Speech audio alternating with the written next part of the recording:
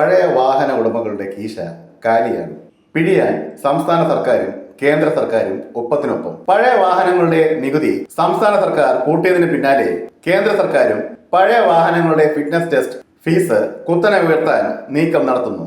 നികുതി നിരക്കുകൾ വർദ്ധിപ്പിച്ച് പഴയ വാഹന ഉടമകളെ അത്തരം വാഹനങ്ങൾ ഉപേക്ഷിക്കാൻ നിർബന്ധിതരാക്കുന്ന നയമാണ് കേന്ദ്ര സർക്കാരും സംസ്ഥാന സർക്കാരും പിന്തുടർന്നു വരുന്നത്.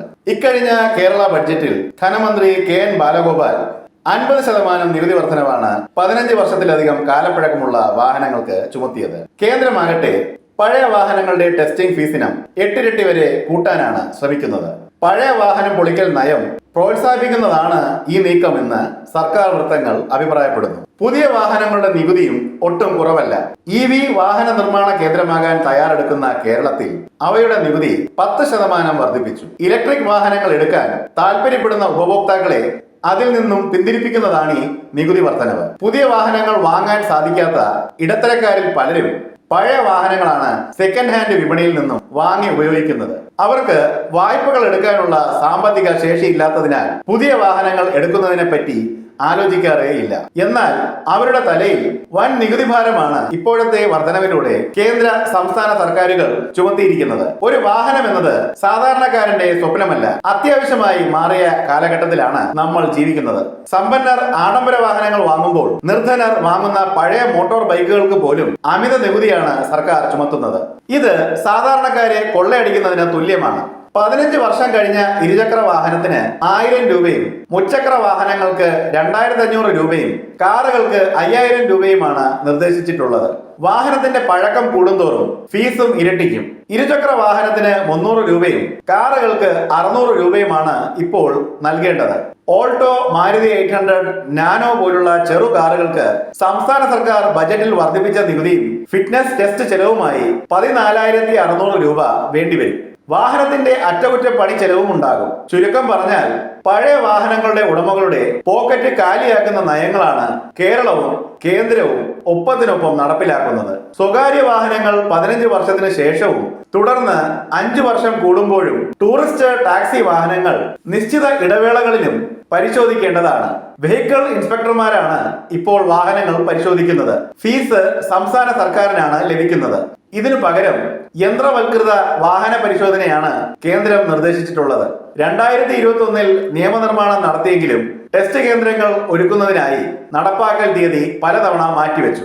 പുതുക്കിയ വിജ്ഞാപന പ്രകാരം 2025 ഏപ്രിലിന് മുൻപ് ടെസ്റ്റിംഗ് കേന്ദ്രങ്ങൾ സജ്ജീകരിക്കണം. സംസ്ഥാനങ്ങൾ സ്വന്തം നിലയ്ക്ക് കേന്ദ്രങ്ങൾ തുടങ്ങിയില്ലെങ്കിൽ സ്വകാര്യ മേഖലയിൽ അനുവദിക്കാനാണ് കേന്ദ്ര തീരുമാനം. 19 പുതിയ കേന്ദ്രങ്ങൾ തുടങ്ങാൻ സംസ്ഥാന സർക്കാർ ടെൻഡർ ക്ഷണിച്ചിട്ടുണ്ട്. വാഹന പരിശോധനാ കേന്ദ്രങ്ങളിൽ ഈടാക്കാൻ ഉദ്ദേശിക്കുന്ന ഫീസ് ഘടനയുടെ കരട് കേന്ദ്രം പ്രസിദ്ധീകരിച്ചിട്ടുണ്ട്. വിദേശ രാജ്യങ്ങളിൽ ഉള്ളതുപോലെ ഇലക്ട്രോണിക് വെഹിക്കിൾ ടെസ്റ്റിംഗ് സെന്റേഴ്സ് ആകും സംസ്ഥാനത്തുടനീളം ആരംഭിക്കാൻ സാധ്യത. പുതിയ വാഹനങ്ങൾക്ക് റോഡ് നികുതികൾക്ക് പുറമെ പലതരം നികുതികളും ഇൻഷുറൻസ്, സെസ്, എക്സൈസ് തീരുവ എന്നിങ്ങനെ അനവധി നികുതികൾ നിലവിൽ ചുമത്തുന്നുണ്ട്. ഇവയ്ക്കൊക്കെ പുറമെ പഴയ വാഹനങ്ങൾക്ക് ഗ്രീൻ ടാക്സ്, മലിനീകരണ നിയന്ത്രണ സർട്ടിഫിക്കറ്റ്, സംസ്ഥാന നികുതികൾ, കേന്ദ്ര നികുതികൾ തുടങ്ങിയ അനേകം നികുതികൾ ചുമത്തുന്നുമുണ്ട്. ഇലക്ട്രോണിക് ടെസ്റ്റിംഗ് സെന്റേഴ്സ് വന്നാൽ ഒരു വാഹനത്തിന്റെ എല്ലാ ഘടകങ്ങളും സൂക്ഷ്മമായി പരിശോധിക്കാനുള്ള സംവിധാനങ്ങളാണ് ടെസ്റ്റിംഗ് അതോറിറ്റിക്ക് ലഭിക്കുന്നത്.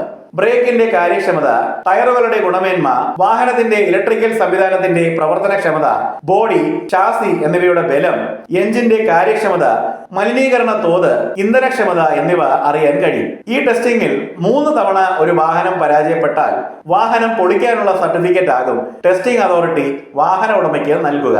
ഇത് പ്രകാരം വാഹന ഉടമയ്ക്ക് വാഹനം സ്ക്രാപ്പിംഗിന് നൽകാൻ സാധിക്കും. ഒപ്പം പുതിയ വാഹനം മേടിക്കുമ്പോൾ നികുതി ഇളവുകളും ലഭിക്കും. ഹരിതചട്ടങ്ങൾ പാലിക്കാനായി സർക്കാർ തലത്തിൽ നടത്തുന്ന ശ്രമങ്ങൾ ശ്ലാഘനീയം തന്നെയാണെങ്കിലും അമിത നികുതി ചുമത്തി ഇപ്പോഴേ വളരെ കഷ്ടപ്പെടുന്ന സാധാരണക്കാരെ ചൂഷണം ചെയ്യുന്ന നടപടി പൊതുജന രോഷം ക്ഷണിച്ചു വരുത്തും എന്ന് യാതൊരു സംശയവുമില്ല.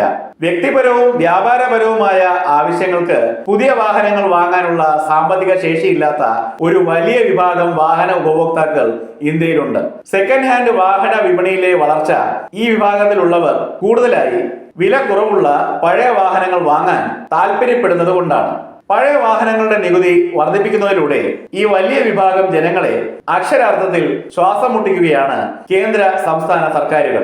അമിത വില നൽകി പുതിയ വാഹനങ്ങൾ വാങ്ങാൻ ഈ വിഭാഗത്തിൽപ്പെടുന്ന ഭൂരിഭാഗത്തിനും സാധിക്കില്ല. ഇവർക്ക് വാഹന വായ്പ പോലും ലഭിക്കില്ല. കുറഞ്ഞ വരുമാനവും സാമ്പത്തിക ശേഷി കുറവും കാരണം ഇത്തരക്കാരുടെ സിബിൽ സ്കോറും വളരെ കുറവാണ്. ആയതിനാൽ ഇവർക്ക് ധനകാര്യ സ്ഥാപനങ്ങൾ വാഹന വായ്പകൾ നൽകില്ല. 15 വർഷത്തിലധികം പഴക്കമുള്ള വാഹനങ്ങൾക്കുള്ള സകലവിധ നികുതികളും വർദ്ധിപ്പിക്കുക വഴി സർക്കാർ സാധാരണക്കാരെ പൊറുതിമുട്ടിക്കുകയാണ്. ഇവരാരും തന്നെ പുതിയ വാഹനങ്ങളോ 15 വർഷത്തിനകം പഴക്കമുള്ള വാഹനങ്ങളോ വാങ്ങാൻ കഴിവുള്ളവരല്ല. അതിനാൽ അവരുടെ ആവശ്യങ്ങൾക്കായി അമിത നികുതി ഭാരം ചുമന്നും ഇവർ പഴയ വാഹനങ്ങളെ തന്നെ ആശ്രയിക്കേണ്ടി വരും. വിന്റേജ് വാഹന പ്രേമികളും പഴയ വാഹനങ്ങളെ ഉപയോഗിച്ച് സ്വയം തൊഴിൽ കണ്ടെത്തുന്നവരുമായ ഒരു വലിയ വിഭാഗം സാധാരണക്കാർക്ക് ഈ അധിക നികുതി ബാധ്യത അവരുടെ ദൈനംദിന ജീവിത ചെലവ് ദുസ്സഹമായ രീതിയിൽ വർദ്ധിപ്പിക്കും എന്നതിൽ യാതൊരു സംശയവുമില്ല. വൈദ്യുതി വാഹനങ്ങൾക്ക് അടുത്തിടെ കേരളത്തിൽ 10% നികുതി വർധനവും ഉണ്ടായി. ഇതിനാൽ EVകളുടെ വിൽപ്പന കുറയാനിടവരും. പലരും അത്തരം വാഹനങ്ങൾ വാങ്ങാൻ മടിക്കും. കേന്ദ്ര സംസ്ഥാന സർക്കാരുകളുടെ ഭാഗത്തു നിന്നും നികുതി ഇളവുകൾ ലഭിക്കാതെ EV വാഹനങ്ങളുടെ വിൽപ്പന കൂടില്ല. മലിനീകരണ തോത് കുറയ്ക്കാൻ മാർഗങ്ങൾ പലതുള്ളപ്പോൾ സർക്കാരിന് പൊതുജനത്തിന്റെ കീശ കാലിയാക്കുന്ന പകൽ കൊള്ളയിൽ നിന്നും പിന്നോട്ട് പോയേ പറ്റൂ.